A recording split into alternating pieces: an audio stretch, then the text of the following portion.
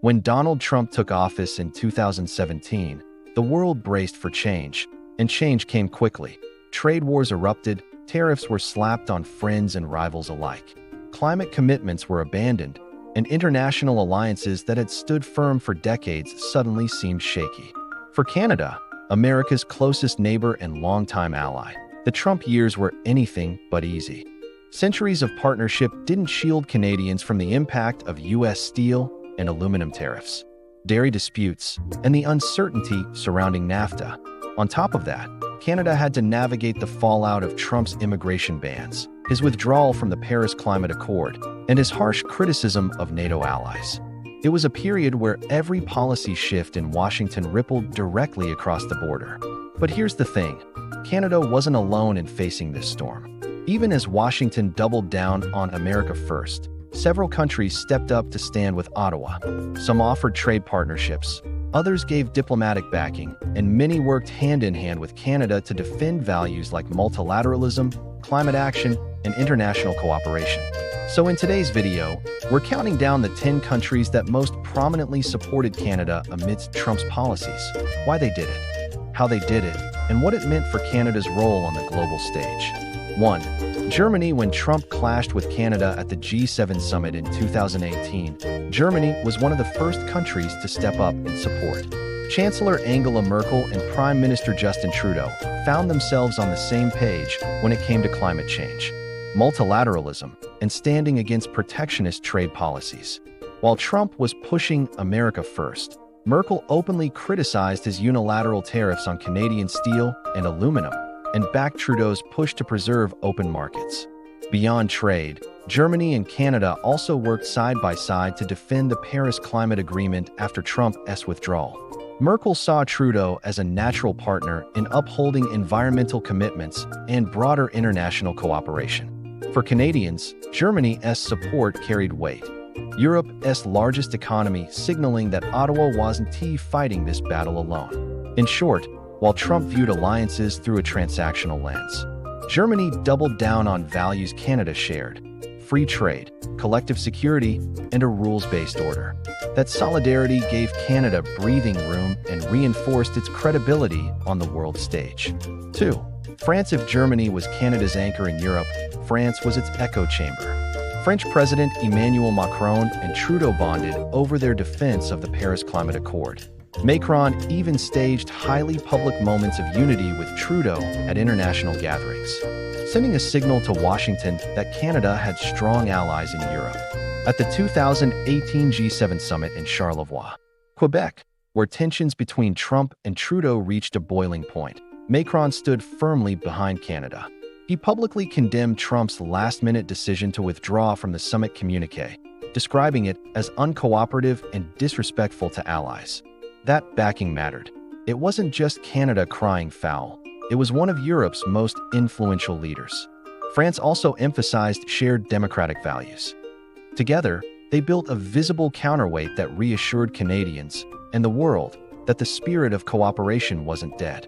3. United Kingdom. Even while grappling with the chaos of Brexit, the United Kingdom remained an important supporter of Canada.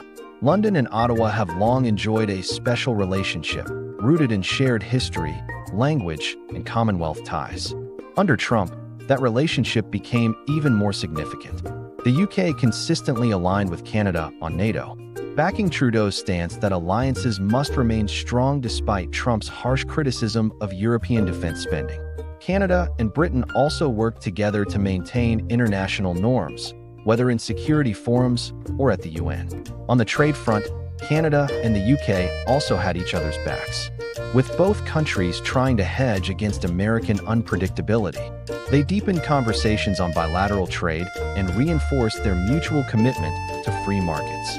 Even though Brexit meant Britain was distracted, it still made time to signal that Canada wasn't isolated in standing up to Trump's America First agenda. Ultimately, the UK provided quiet but steady support, less dramatic than France or Germany, but still crucial. It reminded Canada that even amidst Brexit turmoil, some alliances remain dependable. For Mexico, if there was one country that truly stood shoulder to shoulder with Canada during the Trump years, it was Mexico. Together, They faced down the renegotiation of NAFTA, which Trump threatened to tear apart. For both Ottawa and Mexico City, the stakes were enormous. Their economies are deeply tied to the U.S. Throughout the difficult talks that eventually produced the USMCA, Canada and Mexico coordinated closely, presenting a united front against Trump's threats. That partnership wasn't just strategic, it was symbolic. It showed that smaller countries could push back against Washington if they stuck together. Beyond trade, Mexico and Canada also aligned on immigration and border issues. When Trump pursued harsh immigration bans and policies, both Ottawa and Mexico City criticized the approach and emphasized more humane, cooperative solutions. For Canada, Mexico's solidarity was invaluable. It wasn't just about defending trade. It was about proving that North America didn't have to be defined by Trump's unilateralism. Together, Canada and Mexico carved out a more balanced vision for the continent. 5. Japan. While Trump pulled the U.S. out of the Trans-Pacific Partnership, TPP, Japan and Canada doubled down. Both countries became leaders in salvaging the trade pact, ultimately creating the Comprehensive and Progressive Agreement for Trans-Pacific Partnership, CPTPP. That move gave Canada vital access to Asian markets and proved it could diversify its trade beyond the U.S. Prime Minister Shinzo Abe and Justin Trudeau worked closely to champion rules-based trade in the Asia-Pacific, directly countering Trump's protectionist stance. Japan also supported Canada in other global forums, consistently voicing alignment on climate action, free trade, and multilateral institutions. For Canadians, Japan's support was particularly meaningful. It wasn't just about economic opportunity. It was about building bridges in a region where U.S. retreat had left a vacuum. Japan and Canada filled that gap together, reinforcing the idea that middle powers could shape the global order even without Washington's blessing. Japan's partnership helped Canada project strength and independence while still standing firm against Trump's disruptive policies.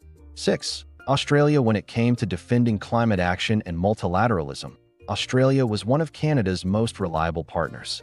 Both governments emphasized the importance of international cooperation and free trade, reinforcing each other's positions at the UN, G20, and regional summits. Australia's support was particularly valuable in Asia-Pacific affairs. With Washington retreating from leadership in the region, both countries worked together to strengthen frameworks like the CPTPP and the broader Indo-Pacific strategy.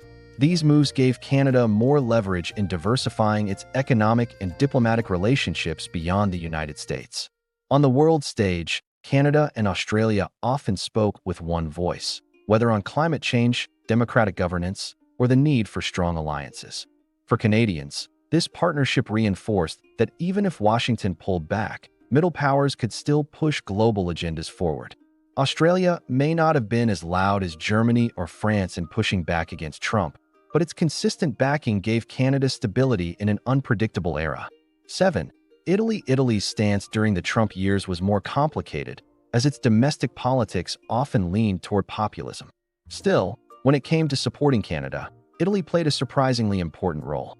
Rome was a key backer of CETA, the Canada-EU Free Trade Agreement, which provided Ottawa with much-needed economic diversification at a time when Trump was threatening tariffs and tearing up NAFTA. By championing EU-Canada trade ties, Italy helped give Ottawa a pathway to reduce its dependence on U.S. markets. Beyond economics, Italy also joined Canada in defending multilateral institutions that Trump frequently criticized, from NATO to the WTO. Despite its internal political divisions, Rome's support demonstrated that not all populist governments were aligned with Washington's nationalism.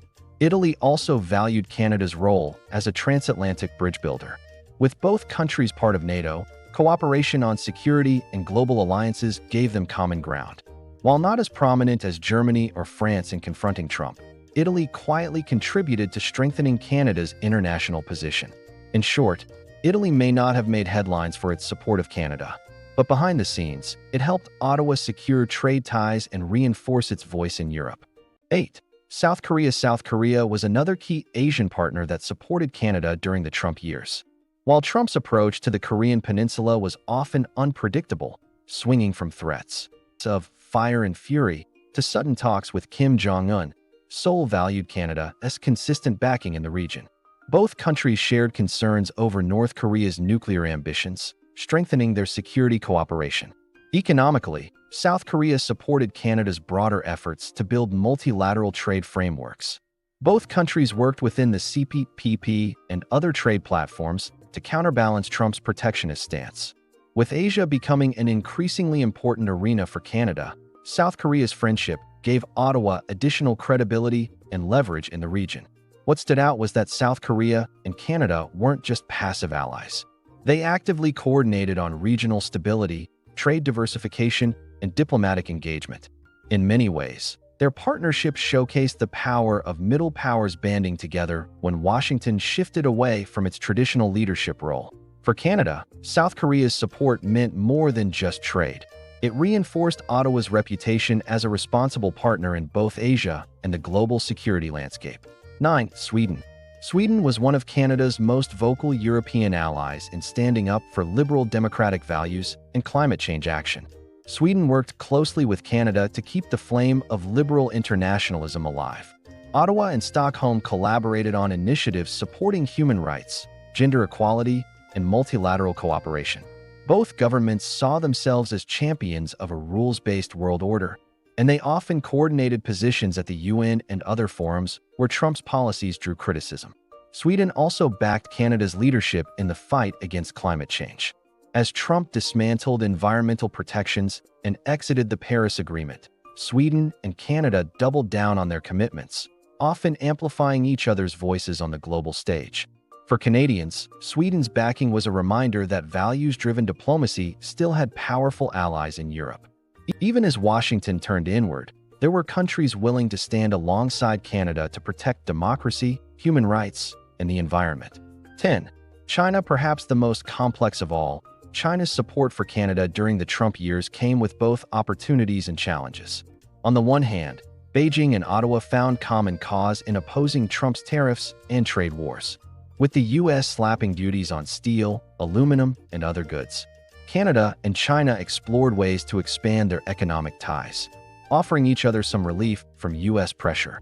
China also signaled support for Canada's efforts to diversify trade away from the U.S., seeing Ottawa as a potential partner in balancing American influence. This was particularly important for Canada, which needed large markets to offset the uncertainty of its largest trading partner. But this support came with caveats. Relations between Canada and China were far from smooth, with tensions flaring over human rights issues and, later, the arrest of Huawei's Meng Wanzhou in Vancouver. Still, in the narrow context of Trump's policies, China often found itself aligned with Canada's position against U.S. protectionism. For Canada, China's support was pragmatic rather than principled. It provided breathing room in trade disputes, but also underscored the risks of leaning too heavily on Beijing. Even so, it proved that Trump's policies were reshaping alliances in unexpected ways.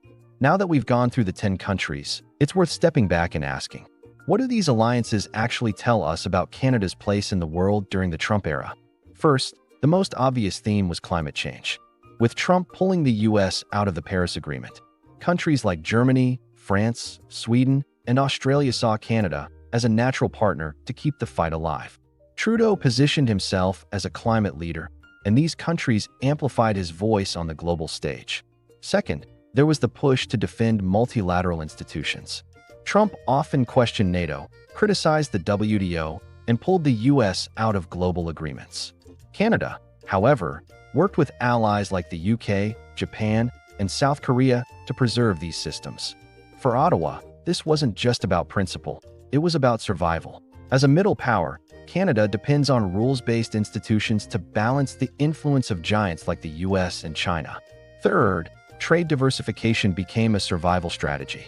Mexico was Canada's ally in North America, but countries like Japan, South Korea, and even China provided Ottawa with ways to reduce dependence on US markets. Europe, too, offered an alternative path through agreements like CETA. These partnerships allowed Canada to show resilience even when Washington threatened to upend decades of economic integration. But there were also challenges. Canada was caught between competing powers. China offered economic opportunities, but also posed risks to human rights and security. Meanwhile, standing up to Trump sometimes meant short-term economic pain, like retaliatory tariffs. And domestically, Trudeau had to balance international posturing with the concerns of Canadian industries hit hardest by U.S. policies. In the end, the Trump era forced Canada to play a delicate balancing act, but it also proved that Canada wasn't isolated. In fact, it gained recognition as a bridge builder, a country that could bring others together when the biggest power in the room chose to walk away. Looking back, the Trump years were some of the most turbulent in modern North American history. But if there's one thing Canada learned, it's that true alliances don't crumble overnight. Despite the pressure of America First, 10 countries, Germany, France, the UK, Mexico, Japan, Australia, Italy, South Korea, Sweden, and even China, showed that they were willing to stand with Ottawa. Some did it out of shared values, like climate action and democracy. Others did it for practical reasons, like trade and regional security. But the common thread was clear. Canada wasn't alone, even when its closest neighbor seemed unpredictable. For Justin Trudeau, this period was a test of leadership. He positioned Canada as a steady hand in a chaotic world, a bridge between Europe, Asia, and the Americas, that helped keep Canada relevant at a time when global alliances were shifting dramatically. So, what does all this mean for the future? It means that Canada's role as a middle power is more important than ever. The U.S. will always be its most important partner, but as Trump proved, American politics can be unpredictable. Building strong ties with a diverse range of allies isn't just smart, it's essential. And that brings us back to today's question. Which country's support for Canada during the Trump years surprised you the most? Was it Mexico's steadfast partnership, Japan's leadership in trade, or maybe Sweden's loud defense of democracy? Let us know in the comments below, and don't forget to subscribe for more deep dives into global politics.